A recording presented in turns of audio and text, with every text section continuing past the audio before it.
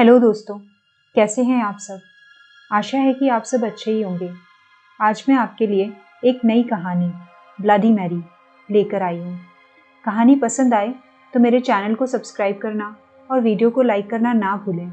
साथ ही साथ अगर आप चाहते हैं कि मैं भविष्य में भी आपके लिए ऐसी ही कहानियाँ लेकर आती रहूँ तो उनकी अपडेट्स पाने के लिए बेल आइकन को भी प्रेस कर दें। तो चलिए शुरू करते हैं। वे दोनों सहेलियाँ थीं।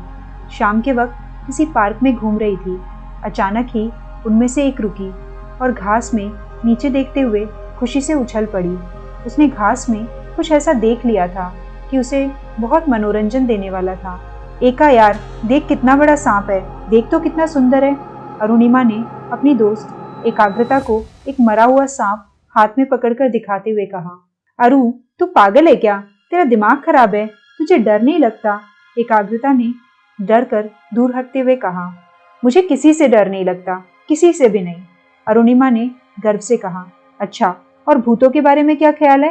एकाग्रता ने अपने दोनों हाथ आगे की ओर बांधते हुए पूर्ण विश्वास से पूछा।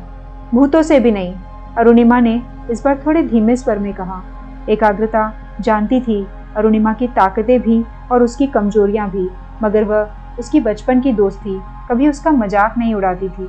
कुछ वक्त तक दोनों एक दूसरे के साथ बैठकर बतियाती रहीं और फिर एक साथ ही अपने अपने घर चल दी।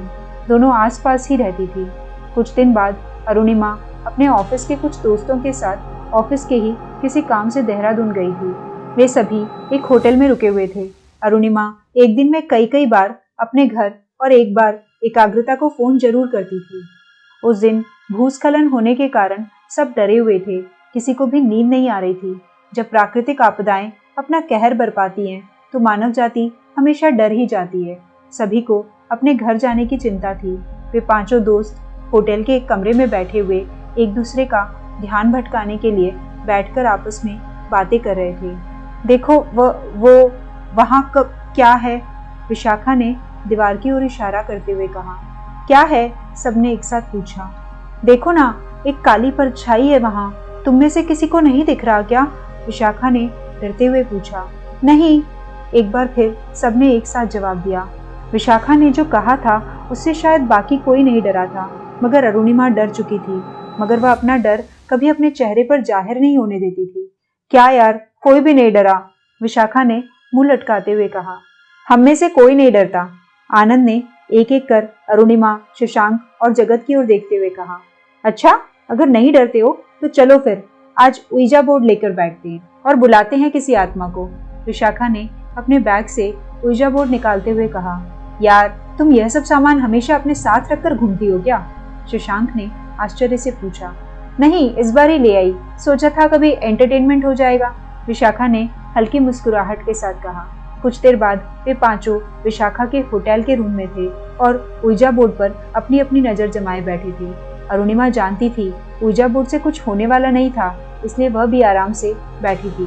करीब 1 घंटा गुजर गया तो सबने खिसिया कर विशाखा को देखा। Okay, I have another idea, let's call Bloody Mary, Vishakha ने कहा। इतना सुनकर ठंड की एक झुरझुरी अरुणिमा के पूरे शरीर में दौड़ गई। उसने बचपन में एक्साइटमेंट में ही एक बार ब्लडी मैरी के बारे में पूरी जानकारी खोज निकाली थी। ब्लडी मैरी के बारे में कई सारी लोक कथाएं प्रचलित है, जिनमें से एक है कि यूरोपियन देशों में विवाह योग्य लड़की को अंधेरे कमरे में हाथ में एक आईना और एक डंडा लेकर उल्टी सीढ़ियां उतरनी होती है। इसी प्रक्रिया के बीच सीधी उतरने वाली लड़की को यदि किसी नौजवान का चेहरा दिख जाता है तो यह माना जाता है कि वही उसका भावी वर होगा, और यदि उस लड़की को कोई डरावना चेहरा दिखता है तो माना जाता है कि उसकी या उसके होने वाले पति की मृत्यु हो जाएगी, या कई बार उस लड़की को भी अपशकुनी मान लिया जाता है। मैरी भी विवाह योग्य हो गई थी और उसे भी यही प्रथा निभानी थी। वह एक हाथ में आईना और एक हाथ में एक डंडा लेकर सीढ़ियों से नीचे उतरने लगी और ठीक उसी वक्त उसे अपना ही चेहरा बेहद डरावना नजर आया। मैरी समझ गई कि अब उसकी जिंदगी में कुछ भी अच्छा नहीं होने वाला है। वह नकारात्मकता से भर उठी और अपनी जान ले ली। मैरी की अंतिम इच्छा केवल विवाह करना था, साथ ही वह खूबसूरत भी दिखना चाहती थी। मगर वह इन दोनों ही इच्छाओं को लिए ही दुनिया से चली गई और उसने मन ही मन सारी दुनिया को श्राप दिया कि जो भी कोई रात के 3 बजे अंधेरे कमरे में हाथ में एक मोमबत्ती लेकर आईने के सामने खड़ा होकर 3 बार Bloody Mary, Bloody Mary, Bloody Mary कहेगा, वह उसके सामने आ जाएगी। कई यूरोपियन देशों में लोगों ने यह बताया है कि वाकई यदि रात के 3 बजे कोई अंधेरे कमरे में हाथ में एक मोमबत्ती लेकर आईने के सामने खड़ा होकर 3 बार Bloody Mary, Bloody Mary, Bloody Mary कहता है तो मैरी की आत्मा उसके सामने आ जाती है और उसे अपने साथ ले जाती है। वह एक ऐसी चुड़ैल है जो पुरुषों को अपने साथ ले जाती है और स्त्रियों की सुंदरता खा जाती है। बचपन में पढ़ी गई ये सारी बातें अरुणिमा के बाल मन पर अंकित हो गई थी, इसलिए वह सबसे ज्यादा सिर्फ ब्लडी मैरी से ही डरती थी। उसने भूल से भी रात में कभी भी मैरी का नाम तक अपनी जुबान तो क्या अपने मन में भी नहीं आने दिया था, मगर यहाँ तो ये सब उसे बुलाने की कोशिश कर रहे थे। रात के 2:50 हो चुके थे और वे सब तैयारी कर चुके थे ब्लडी मैरी को बुलाने की। अरुणिमा वहां से कहीं भाग जाना चाहती थी, मगर उसे डर था उस डरपोक शब्द का जो उसके माथे पर चिपक जाता हमेशा हमेशा के लिए। अरु चलो ना, लेट्स कॉल ब्लडी मैरी, जगत ने कहा। अरुणिमा कुछ कहती इससे पहले ही उसके फोन पर एकाग्रता का कॉल आ गया। अरुणिमा थोड़ी सकपका गई। इतनी रात को एकाग्रता कभी फोन नहीं करती थी, तो अचानक क्या हुआ होगा? इतनी रात को कॉल किया, सब ठीक तो है ना? अरुणिमा ने चिंता से पूछा। हाँ सब ठीक है, बस तुझे सपने में देखा था। हाँ सब ठीक है, बस तुझे सपने में देखा था, तू बहुत चिंता में थी तो कॉल कर लिया, एकाग्रता ने बताया। सामान्य बातों के बाद अरुणिमा ने एकाग्रता को बताया, एका यार, ये लोग यहाँ ब्लडी मैरी को बुलाना चाहते हैं, मैं नहीं गई तो सब डरपोक कहेंगे। अरुणिमा ने लाचारी से कहा, तू पागल है क्या अरु? ब्लडी मैरी के बारे में सब जानते हैं कि वह कोई दंत कथा नहीं है, एक हकीकत है। तू बचपन से उससे डरती है और आज सिर्फ इसलिए कि कोई तुझे डरपोक न कहे तू ये खतरा उठाने को तैयार हो गई। नहीं अरु, तुझे मेरी कसम है, तू ऐसा कुछ नहीं करेगी। वह बहुत शक्तिशाली है, उसे देखने वाला कोई जिंदा नहीं बचा है और तू उसे बुलाने में शामिल होने की कह रही है। बिल्कुल नहीं जाएगी तू, तुझे मेरी कसम है, एकाग्रता ने कहा और उसे बातों में उलझाए रखा। तब तक वे चारों विशाखा के कमरे में जा चुके थे। उन्होंने कमरे में चारों ओर अंधेरा कर लिया था, मगर फिर भी ब्लडी मैरी को बुलाने के लिए एकांत की जरूरत थी। सो विशाखा बाथरूम में चली गई। उसने चारों तरफ अंधेरा कर रखा था और उसके हाथ में एक कैंडल थी। सबसे पहले विशाखा की आवाज आई, ब्लडी मैरी। पहली आवाज में सब शांत था। उसने दोबारा आवाज लगाई, ब्लडी मैरी। दोबारा में उसे एक अजीब सी हलचल महसूस हुई, मगर ध्यान देने पर कुछ भी नहीं था। उसने तीसरी बार आवाज लगाई, ब्लडी मैरी। इस बार भी सब सामान्य रहा। अगले ही पल विशाखा को लगा एक छोटा सा कीड़ा उसके चेहरे पर रेंग रहा है। उसने मोमबत्ती के उजाले में आईने में देखने की कोशिश की तो उसके होश उड़ गए। वह शक्ल तो उसी की थी, मगर झाड़ियों से सफेद बाल, बंजर जमीन पर पड़ी दरारों के समान अनगिनत झुर्रियों से भरा पीला पड़ चुका चेहरा विशाखा कोई 100 साल की बुढ़िया लग रही थी। उसने डर से आंखें भींच ली थी।